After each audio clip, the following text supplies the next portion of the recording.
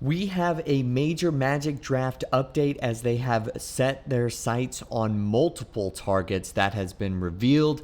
I was looking through what the Orlando Magic could potentially want to do with their 2 first round picks this upcoming draft, and I've selected 3 players that I saw from a specific article, which I will link down below, that I think are all very intriguing. They each have a story of their own, and I think that they all kind of fit exactly what the Magic might potentially be looking for. But first, guys, welcome to Magic Digest. I'm your host, Patrick Previty. This is your one-stop shop for Orlando Magic basketball content here on YouTube. Now, 30% of you guys who are watching these videos regularly are subscribed, so thank you so much. But 70% of you guys aren't, so make sure to hit that subscribe button. It is the easiest and best way to help the channel out. Okay, so as I mentioned, what exactly was I looking for whenever I wanted to see what the Orlando Magic needed exactly? Well, like when I was trying to pick out prospects.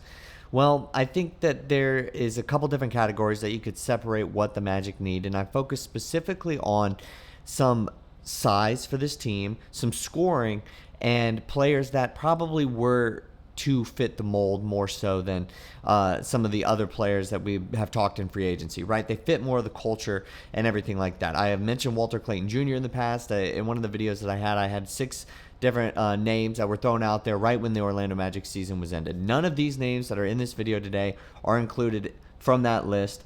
But I just figured to let you guys know I focus more on the size, a potential scoring boost, but they fit the culture of what is going on with the Orlando Magic. Okay, the first player would be coming out of Arizona is Carter Bryant, 6'8" freshman. He received national praise for his athleticism, and he's got a solid 3-point shot. I definitely think that that'll be something that he'll have to work on as he gets to the next level. He averaged only 6.5 points per game and 4.1 rebounds in 19 minutes. So there is a little bit of question about, is that production going to be able to translate to the NBA? When is he going to take that jump? Is he going to need G League time? I mean, if we see a guy drafted either 16 or 21, he might need some G League time. But I've seen Carter Bryant's name mocked to the Orlando Magic a lot.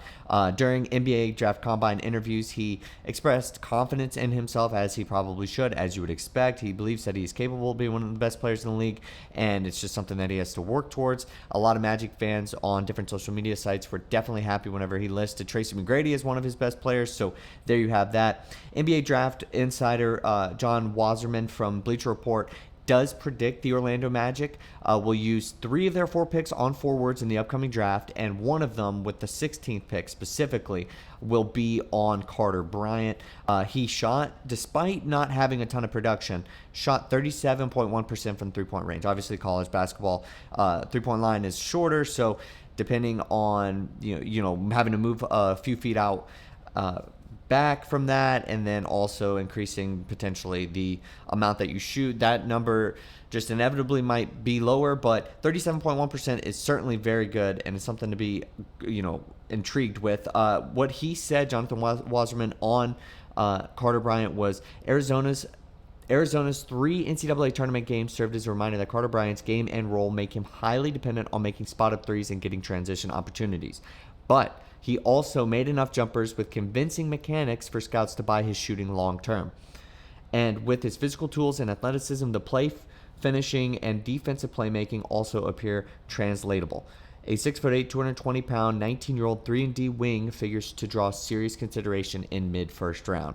So I need to leave myself some time for some of the other prospects, but I did just want to say I understand where some people might not want to take a 6'8", 220-pound, 19-year-old player, 3-and-D kind of guy, even though we need a 3-and-D, because Franz and Paolo are in that same kind of mold. But Carter Bryant's the name that I've seen a lot so far.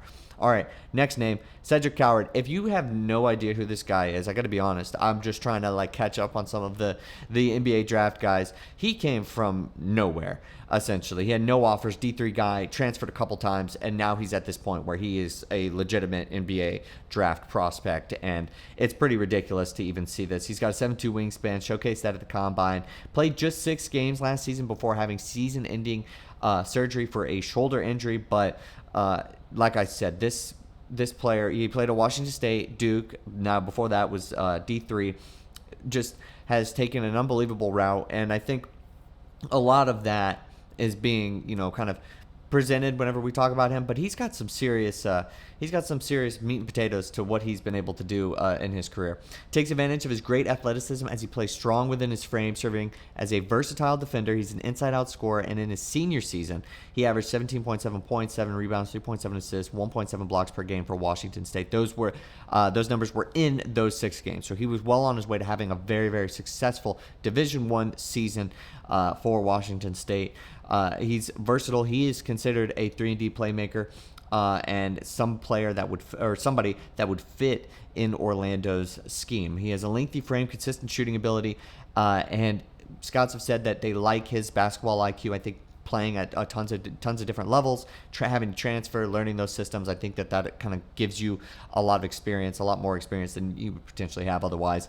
He knows his role. He can play off ball well on the perimeter, and cuts well and works in open space and underneath the basket, all 3 levels of the game. These traits, this was written to, and I'll link this down below.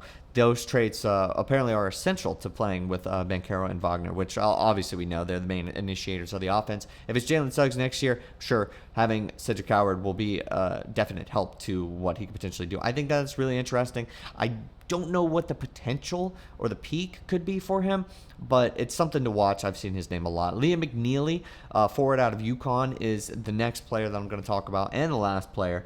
His stock fell after suffering an ankle injury during the last season. He missed significant time, and after carrying the offensive load, his efficiency did end up getting worse. But he's just short of 6'8", and he had a little bit of redemption at the combine, in a sense, and that was really good for him. That was really clutch. They needed to check out his 3-point shooting to see if that was something that he was capable of doing, and he was able to check that box. Now, the thought for Liam McNeeley and the angle for him to go to the Orlando Magic is that he is kind of what Jett Howard wasn't. So if Jett Howard's future is uncertain, you bring in Liam McNeeley, and he could be that 3-and-D wing that can come off the bench, shoot well, about the same size, and that is his path for the Orlando Magic. Now, he did play well when he was at UConn, and obviously being at UConn, you're under the national spotlight. You're one of the best teams in college basketball. To be able to play there does say something about how you are as a basketball player. But I'm just going to say his averages and everything like that and give you guys some of that information really quick. He averaged 14.5 points per game last year at UConn. He only shot 31.7% from 3 on 5.5 attempts, though, last year.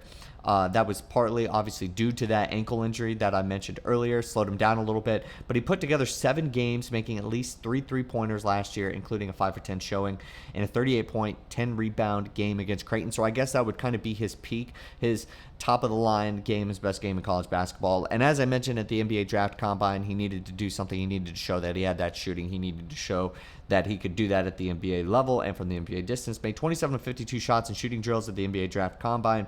And as I mentioned, just under 6'8". He's got a 8.5 inch foot and 8.5 inch wingspan. There are a few questions, but his shooting is there, and that is something that if the Orlando Magic want it, he could be that Jett Howard replacement. Now, obviously, there are tons of names, one being Walter Clayton Jr., others being some of the other top guys, maybe in the front court, maybe another center that can score. We're going to talk about the draft a lot more as it is approaching very fast. Summer League's only like 6 weeks away, so make sure to stay tuned for all of that draft content. Down below, as always, I will link the article that I get this from, and so you guys can read it, check it out for yourself, do your own research, as well as check out the other NBA YouTube channel that I have as well. That support over there would mean a lot to me. And as always, I will see you guys next time with more Orlando Magic basketball content.